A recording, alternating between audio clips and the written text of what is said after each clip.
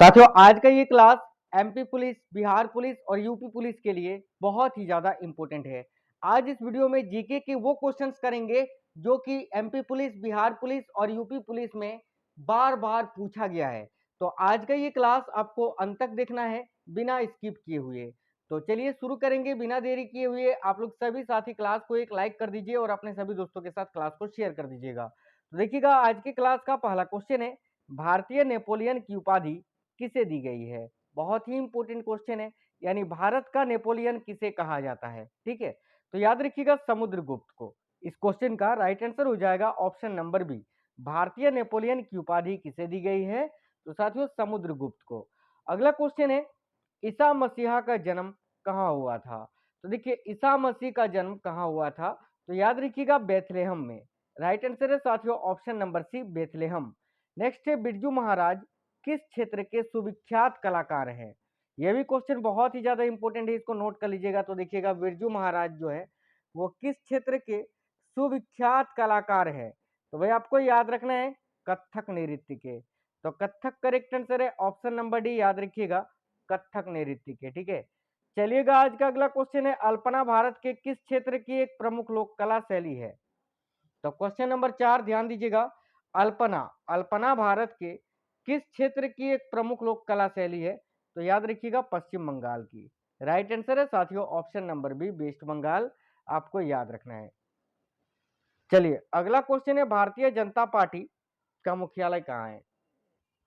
तो देखिए भारतीय जनता पार्टी यानी बीजेपी, देखिए तो भारतीय जनता पार्टी का मुख्यालय कहाँ स्थित है, तो याद रखिएगा नई दिल्ली में। तो राइट आंसर है ऑप्शन नंबर ए, नई दिल्ली। अगला क्वेश्चन देखते हैं, तो हाल ही में चर्चा में आए KIC 983227 ये क्या है। तो देखिएगा साथियों, ये अंतरिक्ष में एक दूसरे की परिक्रमा करते हुए दो सितारे हैं। तो याद रखिए option number A correct answer है। नेक्स्ट क्वेश्चन है, पृथ्वी की लगभग कितनी प्रतिशत भूमि कृषि योग्य है। काफी इंपोर्टेंट क्वेश्चन है। तो याद रखिएगा पृथ्वी की लगभग कितनी प्रतिशत भूमि है जो कि कृषि योग्य है, तो याद रखिए 20%। ठीक है, पूरी पृथ्वी की बात की जा रही है यहाँ, तो याद रखना 20%। देखिए पृथ्वी अपने अक्ष यानी एक्सिस पर कितने समय में एक चक्कर लगाती है। तो देखिएगा साथियों, पृथ्वी अपने अक्ष पर कितने समय में एक चक्कर लगाती है, तो 23 घंटे 56 मिनट और कुछ सेकंड्स में। तो करेक्ट है ऑप्शन नंबर डी। भारत में परमाणु ऊर्जा विनियामक बोर्ड कब स्थापित हुआ था। तो देखिए भारत में परमाणु ऊर्जा विनियामक बोर्ड ये कब स्थापित हुआ था, तो 15 नवंबर 1983 को। करेक्ट आंसर है ऑप्शन नंबर ए, याद रखिएगा। नेक्स्ट क्वेश्चन है, भारत में शिक्षा ये किस प्रकार का एक अधिकार है या दायित्व है। तो देखिए भारत में शिक्षा ये मौलिक अधिकार है साथियों, मूलभूत अधिकार। तो करेक्ट है ऑप्शन नंबर डी, मूलभूत अधिकार। नेक्स्ट क्वेश्चन है, पुलिस स्मृति दिवस किस दिन मनाया जाता है। तो ध्यान दीजिएगा साथियों, पुलिस स्मृति दिवस कब मनाया जाता है, तो देखिए 21 अक्टूबर को। याद रखिए ऑप्शन नंबर डी। प्रतिवर्ष किसकी स्मृति में 13 फरवरी को महिला दिवस मनाया जाता है। तो देखिए प्रतिवर्ष 13 फरवरी को महिला दिवस मनाया जाता है, किसकी स्मृति में, तो सरोजिनी नायडू की। याद रखना, जो कि भारत की पहली महिला राज्यपाल बनी थी, वो भी उत्तर प्रदेश राज्य की। याद रखिए। अगला क्वेश्चन है, कॉपर को वायु में जलाने पर कौन सा यौगिक बनता है। तो देखिए जब हम कॉपर को वायु में जलाते हैं तो कॉपर ऑक्साइड बनता है। याद रखना, कॉपर को जब हम वायु पर जलाते हैं तो कॉपर ऑक्साइड बनता है। करेक्ट आएगा ऑप्शन नंबर सी। अगला, निम्न में से कौन सा राज्य है जो सभी ओर से भूमिबद्ध है यानी लैंड लॉक्ड है। तो देखिए इनमें से कौन सा राज्य है जो सभी ओर से भूमिबद्ध है, तो याद रखिएगा छत्तीसगढ़। करेक्ट है साथियों ऑप्शन नंबर डी, छत्तीसगढ़। निम्न में से कौन सा मानव विकास सूचकांक का पैरामीटर नहीं है। तो देखिए मानव विकास सूचकांक का पैरामीटर इनमें से कौन सा नहीं है, ये पूछा है। तो देखिएगा साथियों राइट आंसर आएगा सामाजिक असमानता। ये मानव विकास सूचकांक का पैरामीटर नहीं है। बाकी देखिए शिशु मृत्यु दर भी है, प्रति व्यक्ति आय भी है और प्रतिशत व्यय भी है। अगला क्वेश्चन है, बॉयल के नियम का पालन किस स्थिति में अच्छी तरह से होता है। तो ध्यान दीजिए बॉयल के नियम का पालन जो है ये उच्च ताप और निम्न दाब की स्थिति में अच्छी तरह से होता है। तो राइट है ऑप्शन नंबर सी। हिंदी के किस साहित्यकार ने अपना उपनाम सितारे हिंद रखा था। तो देखिए हिंदी के कौन से इतिहास साहित्यकार है जिन्होंने अपना उपनाम सितारे हिंद रखा था? तो याद रखिए राइट आंसर है राजा शिव प्रसाद जी ने। तो राइट है ऑप्शन नंबर बी राजा शिव प्रसाद। निम्नलिखित में से कौन सा एक आरावली का उच्चतम शिखर है? अब देखिए आरावली पर्वतमाला का इनमें से कौन सा एक उच्चतम शिखर है? तो याद रखिएगा Kumbhalgarh. Option number C correct है। वैसे देखिए अरावली पर्वतमाला की सबसे ऊंची चोटी जो है उसका नाम है गुरु शिखर चोटी। ये भी आप याद रखना, गुरु शिखर। ठीक है, चलिए अगला क्वेश्चन देखेंगे। इनमें से पेट्रोलियम में किसकी बहुतायत होती है? तो पेट्रोलियम में किसकी बहुतायत होती है? तो ब्यूटेन की मात्रा सबसे अधिक होती है। राइट है ऑप्शन नंबर सी ब्यूटेन। अगला है पौधे सांस लेते हैं किसके द्वारा?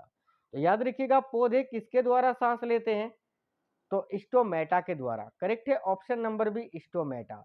नेक्स्ट है केंद्रीय औषधि अनुसंधान केंद्र कहाँ पर स्थित है?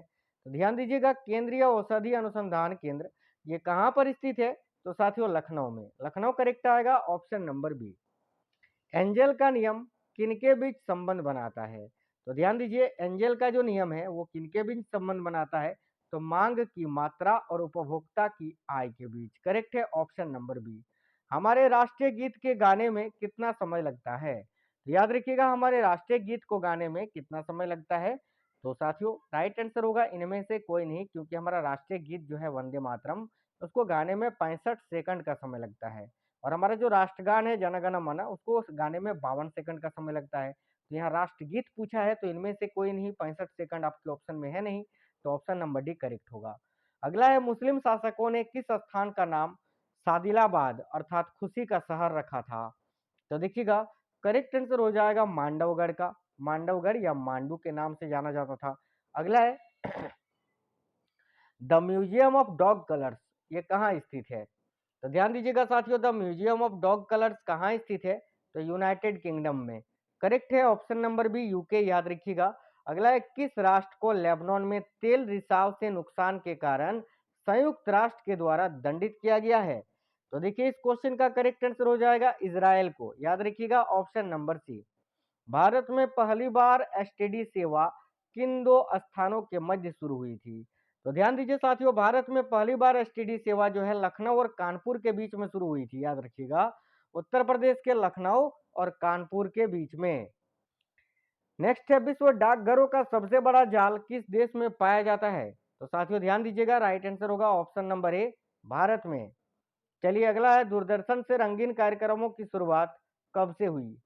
तो दूरदर्शन से रंगीन कार्यक्रमों की शुरुआत कब से हुई थी? तो याद रखिएगा 1982 ईस्वी से। करेक्ट है ऑप्शन नंबर बी। भारत का सबसे ऊंचा टीवी टावर ये कहाँ स्थापित है? तो ध्यान दीजिएगा भारत का सबसे ऊंचा टीवी टावर ये फजिल्का में स्थित है और फजिल्का आपका पंजाब में स्थित है। चलिए नेक्स्ट क्वेश्चन देखेंगे।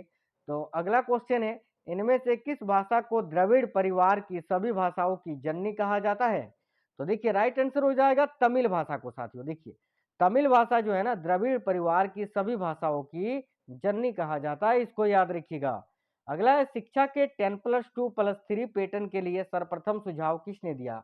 तो देखिए करेक्ट आंसर हो जाएगा कलकत्ता विश्वविद्यालय आयोग ने, जो कि 1917 से 19 के बीच में गठित हुई थी।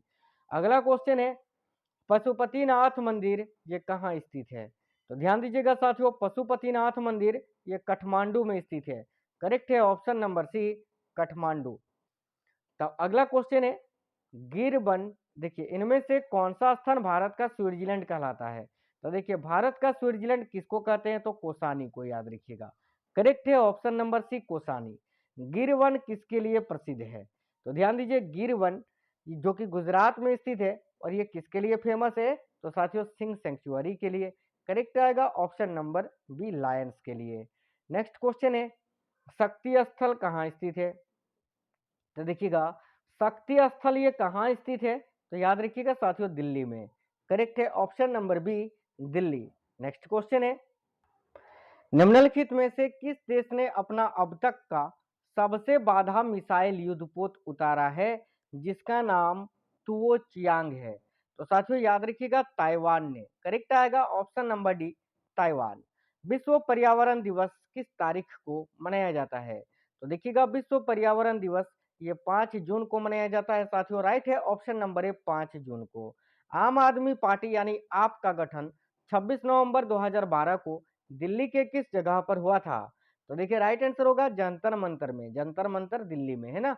अगला क्वेश्चन है, इनमें से कौन सा शहर है जो महाराष्ट्र का मुख्य शहर नहीं है? तो देखिएगा महाराष्ट्र का मुख्य शहर अकोला भी है, अमरावती भी है, नांदेड़ भी है, गांधीनगर नहीं है। गांधीनगर ये तो केवल गुजरात में स्थित है।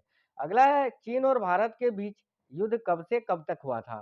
तो देखिए चीन और भारत के बीच में युद्ध हुआ था साथियों, कब से कब तक? तो 20 अक्टूबर 1962 को शुरू हुआ था, जो कि 21 नवंबर 1962 तक चला था, यानी 1 महीने तक युद्ध हुआ था।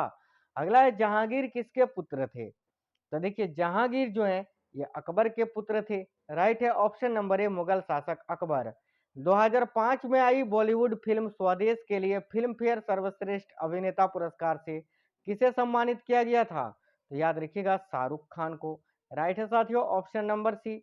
निम्न में से कौन सा देश दक्षिण एशियाई क्षेत्रीय सहयोग संगठन सार्क का सदस्य नहीं है? तो देखिएगा करेक्ट आंसर हो जाएगा साथियों फिलीपींस। करेक्ट आएगा ऑप्शन नंबर डी। 2017 में 65वीं दादा साहेब फाल्के पुरस्कार से किस अभिनेता को सम्मानित किया गया था?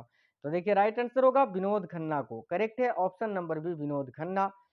पुस्तक कश्मीर दी वाजपेयर्स नामक किस लेखक द्वारा लिखी गई है? तो देखिए ये जो पुस्तक है, पुस्तक कश्मीर दी वाजपेयर्स, ये किसके द्वारा लिखी गई है? तो याद रखिए एस एच दुलत के द्वारा। करेक्ट आएगा ऑप्शन नंबर सी। केंद्रीय जीएसटी कानून को भारत के राष्ट्रपति द्वारा कब सहमति प्रदान हुई थी? तो ध्यान दीजिएगा साथियों, केंद्रीय जीएसटी कानून को भारत के राष्ट्रपति द्वारा कब सहमति मिली थी? तो 12 अप्रैल 2017 को। ठीक है, और ये लागू हुआ था साथियों जुलाई 2017 को। निम्न में से कौन सी बीमारी हेजा पेचिस आजवर में विषाणु के कारण होता है? तो देखिए यहाँ पोलियो होना चाहिए था, पोलियो है ना, पोलियो।